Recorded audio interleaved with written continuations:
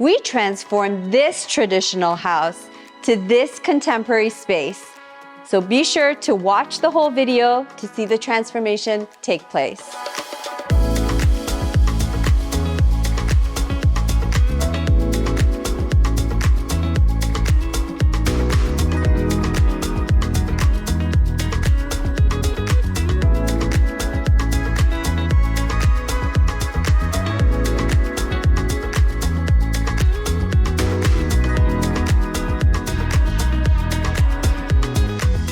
And the best part of it all was that we only had 7 days to do it. So now I'm standing in our grand foyer, and I have to say this because it is so grand. Guys, have a look at this ceiling height. I mean, we had the lights replaced here because it was one of the first things on my list when I did my walkthrough on this house. We had to upgrade the lights because they were so traditional. And I wanted to make it a little bit more airy and more contemporary looking. So we chose this beauty above me. The ceiling height is 21 feet, and boy, was my electrician surprised with this, but we pulled through, we did it, and it looks phenomenal. Now, there are a lot of attributes that contributed to this house being more on the traditional side. One of them is the detailing in the paneling all across the main floor. And the other thing was the dark colors of the paint. So one of the first things, aside from lighting, that I decided we needed to do and got confirmation from the builder, the agent, and the homeowner was that we could go white on our walls. And that was really important in lightening up the space and making it look more contemporary.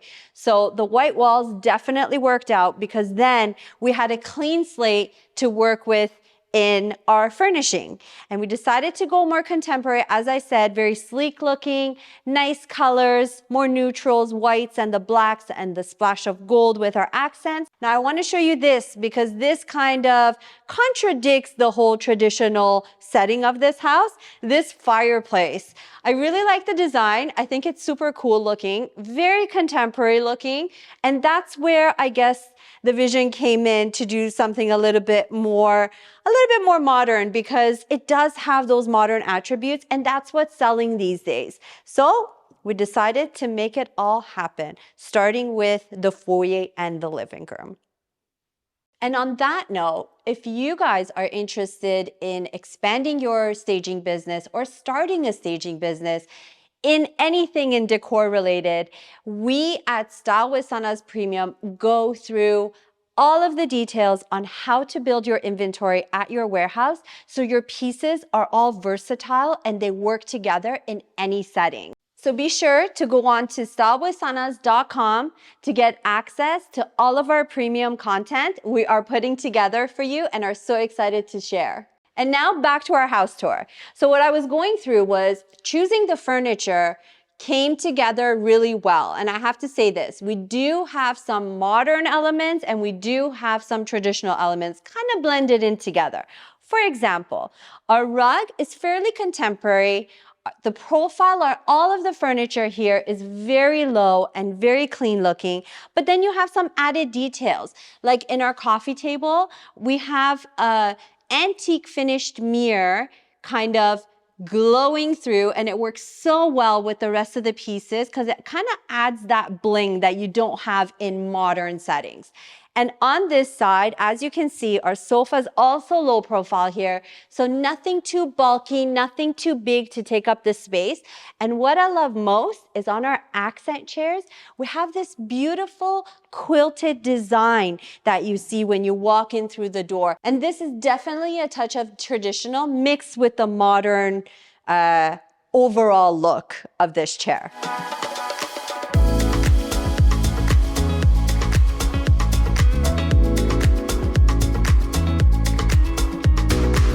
And now stepping into our open concept dining room. So this is one of those situations where I would have loved to have a light fixture here. And you all know I love my lights in my rooms, but this space did not allow for it. And I know some of you might be wondering why there's no light here, because most of my projects have a beautiful chandelier of some sort over the dining table? Well, the cause of it is the fact that the outlet is really off center in the ceiling. And what would have happened here is the middle of my table would have fallen somewhere around here and my chairs would have been pushed back against the wall. So this is something that you need to really look out for, because in a setting like this where you have, 10-foot ceilings, you want to have some kind of drop down of a light fixture. But if you're not able to do it and it's going to completely kill your room, don't do it. Save your time, save your money, because it's just going to be a disaster at the end.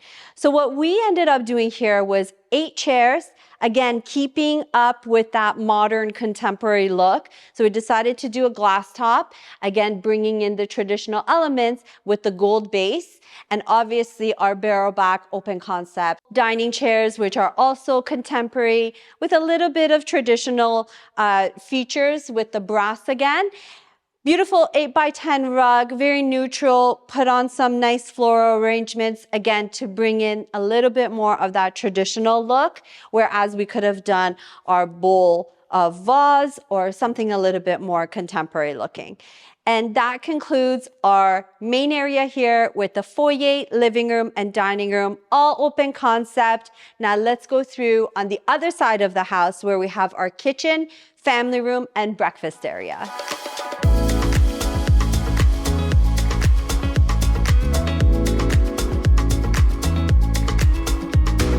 When you have such high ceilings like this, it's important to use your space wisely and your colors effectively, because overall, it'll make a big difference on the product that you're giving your clients. So this kitchen used to look a lot more traditional only because nothing else has really changed other than this light fixture.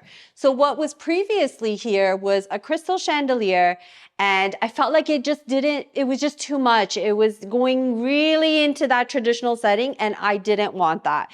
So I decided to do this beautiful sphere light that we got from Elise at Universal Lighting. We had this turned over in a matter of 2 days, had the electrician come and replace it, and voila, this is what you get. You get a nice, modern, more contemporary setting, I would say, versus the traditional that we had at our consultation. So a couple of things that I want to mention about this kitchen. It's a really good sized kitchen with ample amount of storage space. I mean, all around you, you have cabinetry and everything is custom, from the fridge to the hood over here. I mean, yes, you could do something stainless steel and call it a day, but something like this adds so much more character. And when they were going for that more transitional setting, I would say, I guess this was the best option and it works well. But something I'm going to point out to is the countertop. So we have 2 different looks here. You have one here, which is a natural stone and it's an onyx. And then you have the countertop here where it's also a natural stone, but a different material. So what I'm going to say is, yes, it looks good from the back end when you're looking at it from afar, but when you come up close, you do kind of see the difference here.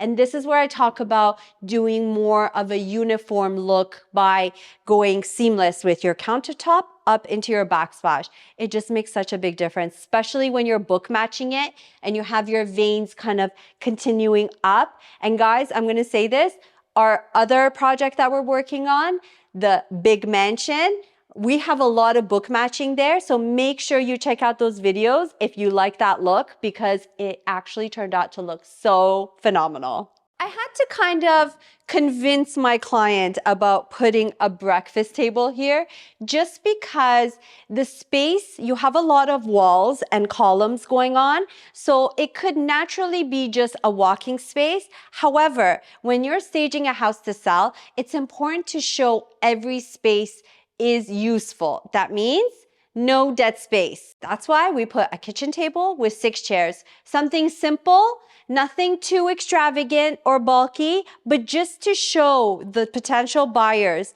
that yes, you could have a nice sitting space here. So that's why we decided to do a glass top with really low profile chairs, again, mixing up the modern and the traditional look together with our beautiful bowl with moss, and we called it a day. I mean, this does the job perfectly. It shows that you can use this space and it's not just walking space or dead space. So I find it really complete when a room is used to its full potential. So something like this, where you have wall units on either side of the room with a nice fireplace setting, this adds so much to the room because one, you're adding storage space, and two, you're creating a feature wall. So now people walk into here automatically, even if this place was not furnished, they would know that this is their TV wall and the furniture has to be set around it. And that's exactly what we did here. So we decided to do our sectional piece here, sticking with the contemporary look with the low profile sofa,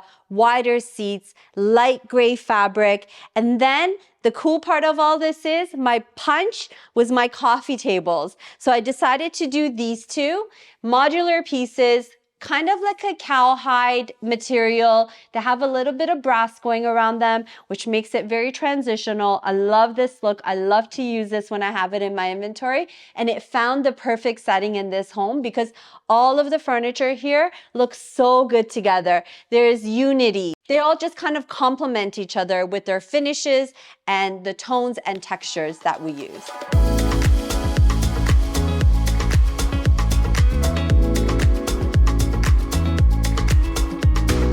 So to say that this is a cliche, that I'm standing here in a landing where the staircase is so traditional, and then you have this beautiful feature wall that's so modern, is definitely an understatement. But I mean, if you look at the finishes here, they do kind of blend in together because you have this ultra modern mixed with traditional light fixture because it has a lot of crystals, but then it has the black frame, and it does go with the metal on the staircase. But then you have this big white feature wall, which is really, really modern / contemporary. And if you're wondering where I got my inspiration to go contemporary with this house, was features like these, because it almost was paving the way for me to bring in more current, updated, contemporary kind of aesthetics into the property. And that's why I think it worked out well, because it's so in your face. So now we're gonna step into upstairs on the 3rd floor, where you have 5 bedrooms. And this one here is just one of actually the 4 upstairs. One is in the basement. The primary bedroom is really big, really spacious.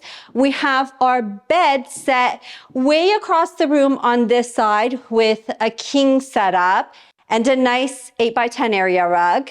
And then on this side, because we had so much space again, we had to do something with it. And I don't like to use dressers in my projects, so we ended up doing a nice sitting area because this is really what this space is made for. And I have to say, upstairs, we did go a little bit more transitional with the furniture and the design, just because it is the formal bedroom. And 9 out of 10 times, it's the woman choosing the house. Sorry, guys. But I had to appeal to all the women, make it a little bit more feminine.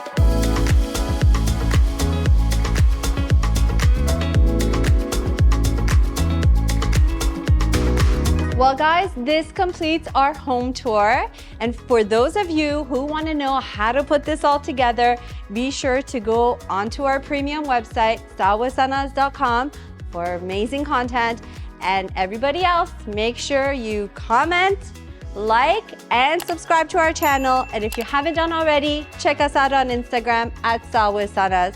Catch you in the next video.